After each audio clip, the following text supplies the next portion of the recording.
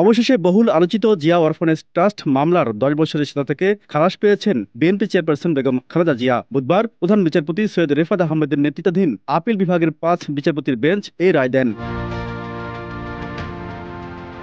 একই সঙ্গে বিএনপির ভারপ্রাপ্ত চেয়ারম্যান তারেক রহমান সহ দণ্ডপ্রাপ্ত অন্য সব আসামিদেরও খালাস দেওয়া হয়েছে এই মামলা থেকে। রায়ের পর্যবেক্ষণে বলা হয়েছে, প্রতিহিংসার বশবর্তী হয়ে এই মামলাটি করা হয়েছিল। এর মাধ্যমে আওয়ামী আদালতের পক্ষপাতমূলক বিচার এবং ফ্যাসিস্ট হাসিনার রাজনৈতিক প্রতিপক্ষ দমনের বিষয়টি আবারও প্রমাণিত হয়েছে বলে মনে করছেন আইনজ্ঞরা।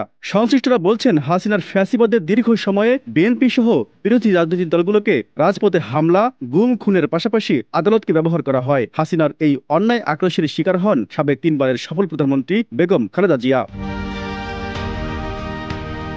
৫ আগস্টের পর আদালতের ন্যায় বিচার ফিরে আসায় এসব হয়রানিমূলক মিথ্যা মামলা থেকে রাজবন্দীরা মুক্তি পাবেন, এমনটাই আশা করছিলেন দেশবাসী। এর আগে জিয়া চ্যারিটেবল ট্রাস্ট, বড়পুকুরিয়া কয়লা খনি, গ্যাট ও দুর্নীতি মামলা থেকেও অব্যাহতি পান বেগম খালেদা জিয়া। Z News, Dhaka.